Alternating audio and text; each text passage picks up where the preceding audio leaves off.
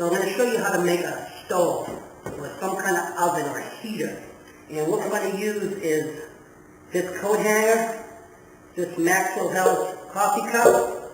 We're going to use a nail, a hammer, and some kind of wire cutters or this wire cutter multi-tool here.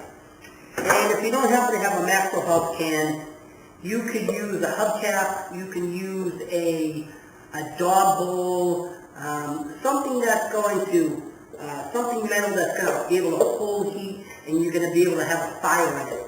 Okay, so this is going to be our little mission right now to get a heat source, something that we can continuously keep burning and something that's going to heat up our room and we can just keep feeding it and get a fire going. Okay guys, what we're going to do is we're going to take this Maxwell House coffee cup right here.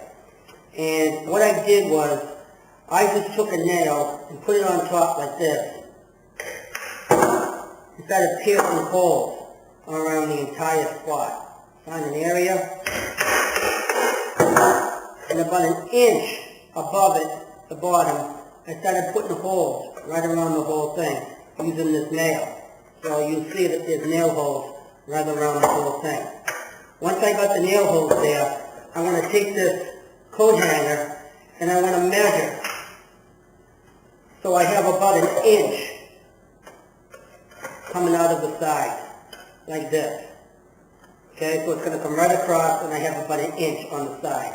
Once I get it there, I'm just going to bend it, take my wire cutters, and snap them. Okay?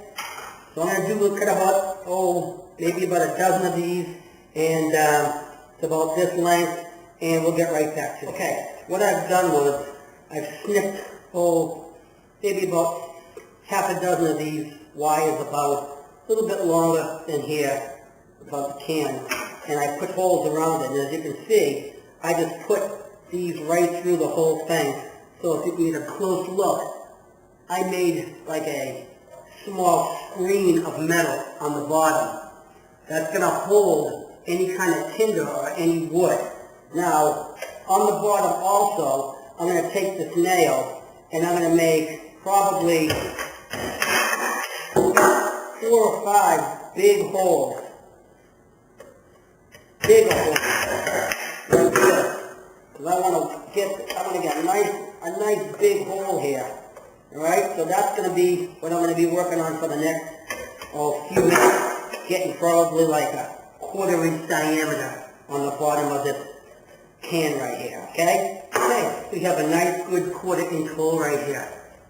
Okay, the next thing we're going to do is I didn't tell you, but you're also going to need a piece of tin foil, and I took that rubber tubing that I used to siphon gas, and I cut this to about 1 foot length. You can make it as long as you want.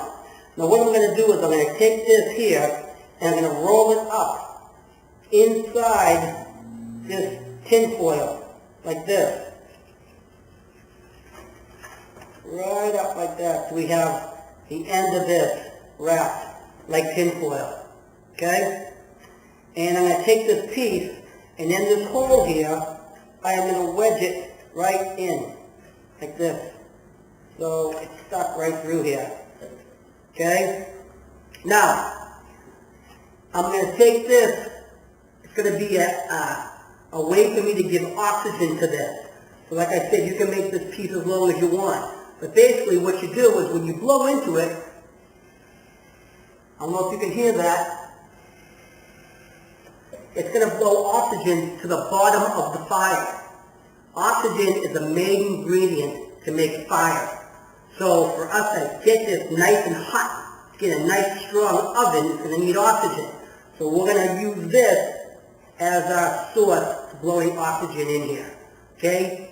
Stay with me and I'll show you the next phase. Okay, the next thing I'm going to do is I'm going to make the same type of nail holes, but on the top here, like this. I don't need as many, so I'm only going to do maybe a handful. Pop the nail hole through there, through here, do one on this side, and maybe I'll do one more here.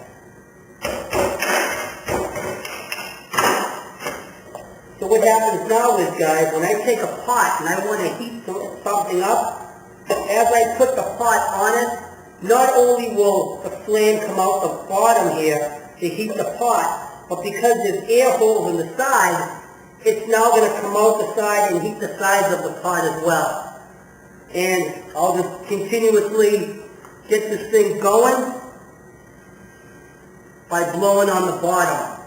Okay? So this is our stove right here. Regular can with an oxygen hose to give it fuel. We have a grate on the bottom so that the tinder and the sticks and the heat source will stay on top. We have holes up here to let the flame come out the side, and the flame will come out the top. Okay? Let's get some tinder, let's get some fire starting material, and let's check this out to see what kind of oven we can get going. Okay, I have my stove right here. I went out to my yard and I got this cinder block, and I also found a couple of bricks lying around. What this is going to do is it's almost going to make like a stone fireplace. Alright? These bricks and this stone is going to conduct heat, so the whole thing is going to be warmed up like a big oven. And it's also going to be for safety. I don't want this to be anywhere just on the floor or anything, so I'm going to use this concrete as a landing point, so to speak. Okay, now you can go out, you can use a paver from your walkway, you can use rocks, anything that's going to be made of stone will be great for this. Alright, now fire needs three elements: fuel, air or oxygen, and heat. Heat is basically matches of a lighter, okay? And air and oxygen, that's what we use this little tube for. So really the next thing we need is fuel. And there's three kinds of fuel. There's tinder, there's kindling, and there's firewood. Alright? So kindling is basically this puffy stuff that you can get. One form of kindling would be this cat o' nine tails that I found outside. Okay, you can find these by the swamps, by lakes, rivers, whatever. And when I just fluff this like this, see this stuff here? This fluffy, flowery stuff? This is kindling. Okay? Now, I'm sorry, this is tinder, my mistake. Okay? Kindling is just little sticks. Now, you can go outside to your hedges out in front of your house, in front of any apartment building, in front of any medical center. It's what landscapers use to decorate.